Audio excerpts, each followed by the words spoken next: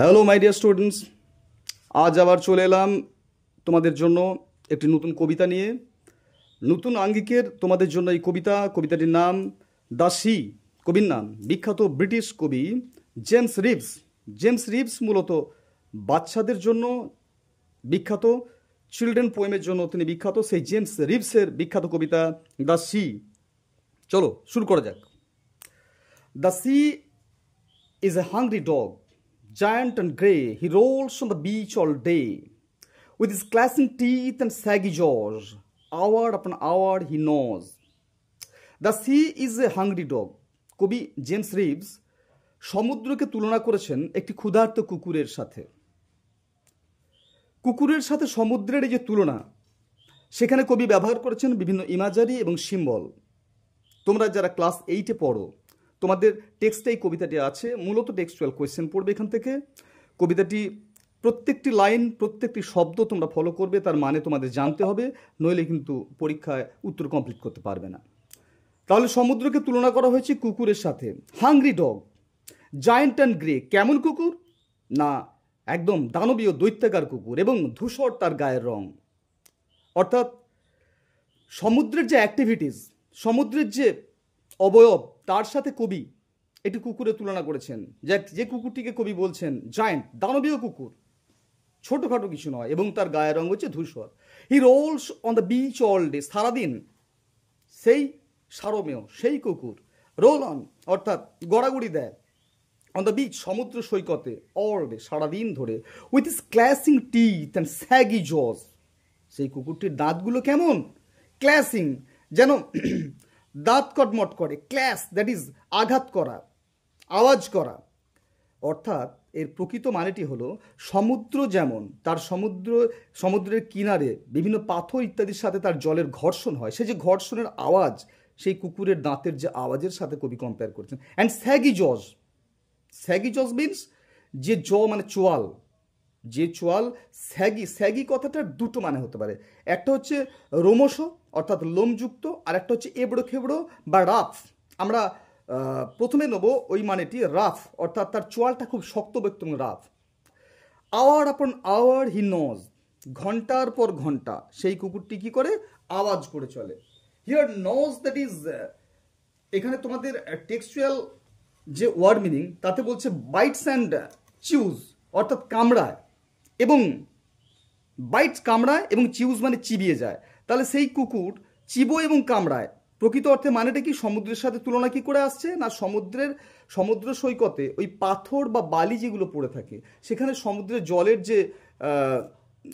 জলের যে ঘর্ষণ, সেটাকে কবি এখানে কুকুরের সাথে তুলনা করেছেন।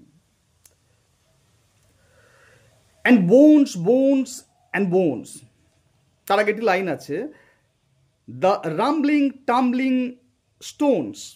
রাম্বলিং টাম্বলিং স্টোনস, স্টোনস অর্থাৎ পাথর, এখানে সমুদ্রের কিনারায় পড়ে থাকা পাথর, সেই পাথর rumbling tumbling.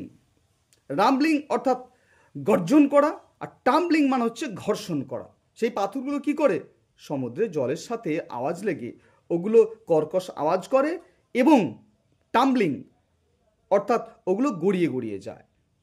And bones, bones and bones, তারপর আবার ফিরে আসছেন কবি সেই কুকুরের সাথে কম্প্যারিজনে, বলছেন সেই হাড় এবং হাড়, অর্থাৎ যেন সমুদ্র যেন এক দানবীয় কুকুর, যে মুখে হাড় নিয়ে শুধু চিবিয়েই চলেছে, অর্থাৎ সেই হাড় যেন সে মুখে নিয়ে চিবুচ্ছে। The giant sea dog moans, সেই দানবীয় সি ডগ সমুদ্র কুকুর, মোনিং এখানে অর্থাৎ making bitter sound, sad sound, সে যেন বিলাপ করে চলেছে। কুকুরের আওয়াজ আমরা যারা জানি, তারা কখনো কখনো তাদের সেই কান্নার আওয়াজ, এখানে মোর্নিং means the tone of cry, সে যেন চিৎকার করছে, কাঁদছে। লিকিং হিজ গ্রিজি পজ, আর সেই দানবীয় কুকুর, সেই শিডগ, লিকিং মানে চাটা, চেটে নিচ্ছে তার সেই গ্রিজি পজ, মানে তেল চেটে তার যে থাবা, চর্বিযুক্ত যে থাবাগুলো, সেই থাবাগুলোকে সে চাটছে। So this is the first stanza. Now the second stanza. And when the night wind roars, আর যখন রাত্রির বেলা সেই সন্ধ্যা বাতাস, রাত্রের বাতাস রোডস গর্জন করে ওঠে সমুদ্রের কিনারায়। And the moon rocks in the stormy cloud, moon rocks in the stormy cloud, আকাশে যখন ঝড় ওঠে, আকাশে যখন ঝড় ওঠে, কবি বলছেন মুন রক্স, চাঁদটা কি দোলা খায় না? চাঁদ দোলা খায় না, কিন্তু আকাশে মেঘ, সেই মেঘের মধ্য দিয়ে সেই ঝড়যুক্ত যে মেঘ, ঝড়ের মধ্যে যে মেঘ ছোটাছুটি করছে, তার মধ্য দিয়ে চাঁদকে যখন দেখব যেন মনে হবে চাঁদ দোলা খাচ্ছে। And the moon rocks in the stormy cloud, আসল মানে কি দাঁড়ালো? সেই চাঁদ যেন দোলা খায়, ঝড় তোলা সেই মেঘেদের বুকে। He bounds to his feet and snuffs and sniffs, সে তার পায়ের উপর শক্ত করে মাথা উঁচিয়ে দাঁড়ায়। He bounds to his feet and snuffs and sniffs, এই দুটো শব্দ স্নাপ এবং স্নিপ। স্নাপ মানে হচ্ছে প্রশ্বাস দেওয়া, অ্যান্ড স্নিপস মানে হচ্ছে ঘ্রাণ গ্রহণ করা। এক কথায় আমরা বলবো সে শোকে এবং ঘ্রাণ গ্রহণ করে সব কিছু। কুকুর যেমন করে আর কি, খাবার গ্রহণের আগে সে সব কিছু শুঁকে নেয় এবং দেখে নেয় সেটা ঠিক আছে কিনা। সেই জায়ান্ট কুকুরটি এখানে তাই যেন করছে। And howls and hollos long and loud, and howls and hollos, সে আওয়াজ করে এবং গড়াগড়ি খায়। লং অ্যান্ড লাউড, জোরে জোরে আওয়াজ করে এবং তীব্রতার মানে অনেকক্ষণ ধরে এবং খুব জোর গলা তুলে খুব গলা ছেড়ে সে চিৎকার করতে শুরু করে। So this is the second stanza. Now to the third stanza. But on quiet days, দেখো এবারে পাল্টে যাচ্ছে কিন্তু পরিবেশটা। কি পাল্টে যাচ্ছে? আগে ছিল স্টর্মি অ্যাটমসফিয়ার, এখানে আসছে অন কোয়েট ডেজ। তোমরা খেয়াল করবে QUIET, এই কোয়েট কথাটার মানে হলো শান্ত। আর একটা ওয়ার্ডের সাথে তোমরা গুলিয়ে ফেলো QUITE, সেই কোয়েট মানে হচ্ছে প্রায়।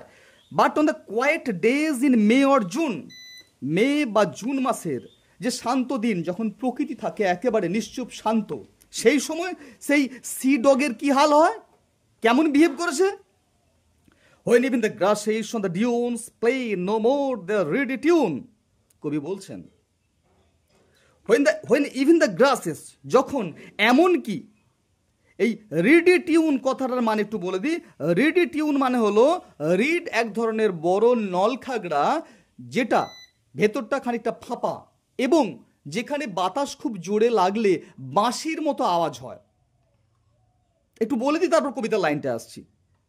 কবি এখানে এটা বলতে চাইছেন যে যখন খুব জোরে বাতাস দেয়, নলখাগড়ার বনে বাতাস লেগে সেই রিডি টিউন মানে রিড নলখাগড়া থেকে যে আওয়াজ হয় সেটা। আর এখানে বলছেন when even the grasses on the dunes, Dune মানে হচ্ছে বালিয়াড়ি, সেই সমুদ্রের বালিয়াড়ির উপরে যে ঘাস বা নলখাগড়ার বন, সেখানেও যখন কোনো রিডি টিউন অর্থাৎ কোনো ওই নলখাগড়ার ওঠা বাঁশির আওয়াজ শোনা যায় না, এমনই শান্ত যে পরিবেশ, তখন সেই কুকুরটি কি করে?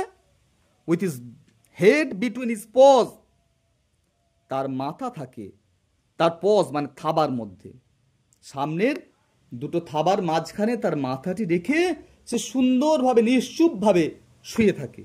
হি লাইজ অন দ্য স্যান্ডি শোর, সে শুয়ে থাকে স্যান্ডি শোর, বালুময় সেই সমুদ্র সৈকতে সে থাকে শুয়ে। So quiet he scarcely snores, এত শান্ত যে সে স্কেয়ারসলি স্নোরস, স্কেয়ারসলি কথাটার মানে হলো কদাচিৎ, see the last line of the poem, so quiet he scarcely snores, এত শান্ত এই মে অর জুন মাসের পরিবেশ, যেই সমুদ্র কুকুর যেন কোনো আওয়াজ করে না, সে তার সামনের থাবার মধ্যে মাথাটি রেখে শান্তভাবে শুয়ে থাকে। হি স্কেয়ারসলি স্নোরস, সে যেন কোনো ব্রিদিং মানে স্নোর কথাটার কি মানে হবে? Snore is to breathe during sleep with a harsh noise, ঘুমানোর সময় যে আওয়াজ অর্থাৎ নাক ডাকার যে আওয়াজ, টু ব্রিথ ডিউরিং স্লিপ, ঘুমানোর সময় শ্বাস প্রশ্বাসের আওয়াজ, উইথ হার্টস নয়েজ, একদম তীব্র তীক্ষ্ণ আওয়াজ, সেই আওয়াজটুকু সে যেন করে না। দ্যাট ইজ, সে খুব শান্তভাবে কোনো তার নাসিকা গর্জন পর্যন্ত শোনা যায় না, সে যখন মে or জুন মাসে শান্তভাবে বিশ্রাম নেয়। অর্থাৎ কবি এই লাস্ট স্ট্যাঞ্জায় সমুদ্রের মে জুন মাসের শান্ত প্রাকৃতিক পরিবেশের যে রূপ, তাকে এক শান্ত কুকুরের সাথে তুলনা করেছেন। Thank you everybody.